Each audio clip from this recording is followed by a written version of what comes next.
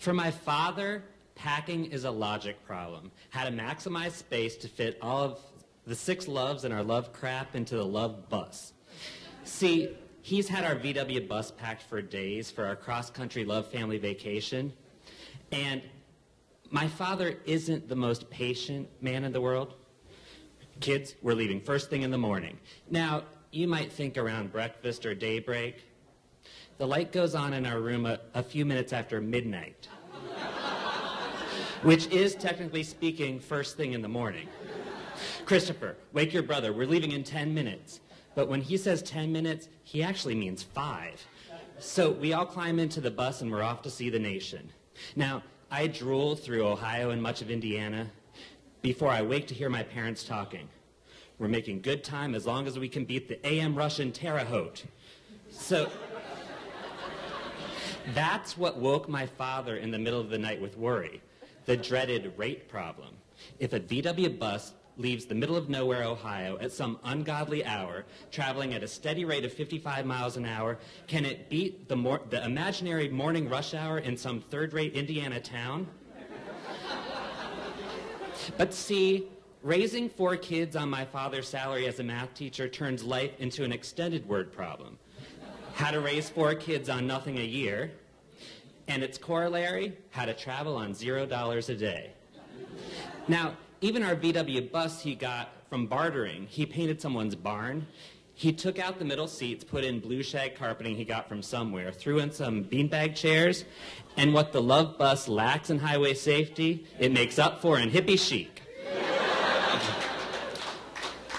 Now, 7-year-olds don't always know the rules of the road, and my little sister Monica naively pleads, I gotta pee. As soon as we get through Illinois, gas is cheaper. Okay, I'll explain. Having to pee isn't sufficient reason to stop our westward progress. We stop to get gas because we have to. So by the time we make it to Iowa and it's cheaper gas, the 4 of us kids we're climbing over each other to get to the bathroom. My mother calls after us, just make sure by the time he's filled the tank, you've emptied yours. See, in the summer of 1980, you can actually graph my father's anxiety rising as the price of gasoline approaches $1 a gallon. And the gas station is certainly no place to add to his worries by loitering in the bathroom. So we make it to the KOA campground before dark. Well, it's not actually a KOA. We don't really go for those name brand campgrounds with their vending machines and their showers and their toilets. We go more for the no-frills, unserviced porta-pot kind of a place.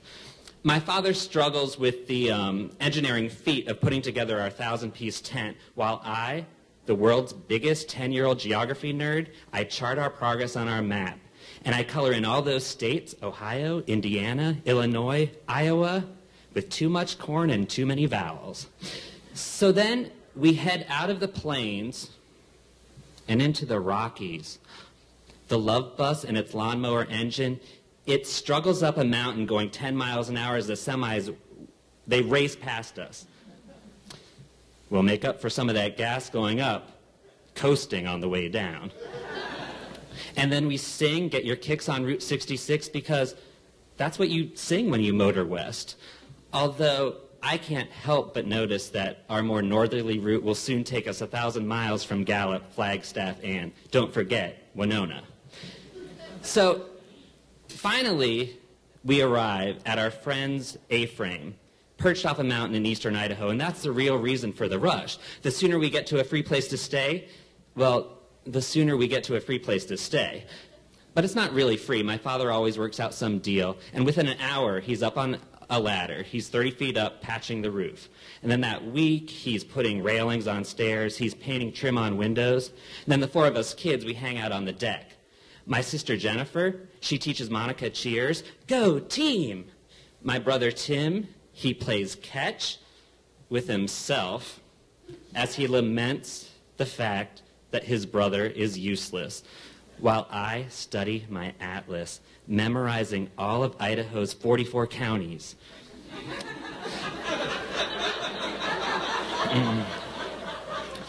My brother's boredom erupts. this sucks. But then this rainbow forms as we look out at the Grand Tetons and the Snake River below. That's freaking cool. So then we go to Yellowstone and we see Old Faithful. Then we lunch on our rations of generic food. You know, those cheap foods from the early 80s in white packaging and black all caps letters that are yelling at you, saltines, or peanut butter, or 500 ginger snaps. It's downright Soviet in its appeal. My mother brings out the dreaded bag of 500 hard as a hockey puck ginger snaps. I know you kids love these. Her tone challenges us to contradict her. But see, if you're a savvy shopper on a tight budget, raising a hungry family, you know that the more inedible the treat, the longer it lasts. So our next stop is Helena, Montana. My father's teaching an adult ed math class, and the college puts us up in this 20-bedroom convent. A few weeks later, we head north. We go through Glacier, then up to Calgary to visit some friends. The entire time, we don't spend a cent, U.S. or Canadian. But after 6 weeks, it's time to head home. As we rattle through the Canadian prairie, I'm downright giddy as I color in Saskatchewan and Manitoba. My mother whispers our funds to my father, $20 U.S. and 15 Canadian. My father worries as he converts between currencies and between gallons and liters to determine how much gas our money can buy. But then we stop at our last campground in North Dakota. My father puts up the tent, and then he sits in his lawn chair to enjoy his one extravagance in life, a Stroh's beer. And for a few minutes, he relaxes. But then he's up. Kids, we need to leave first thing in the morning. We need to beat the AM rush in Fargo. So, no matter how complicated the calculus for raising 4 kids on nothing a year, my parents solved one problem with a simple answer. How do you teach your kids about the world? You take them to go see it.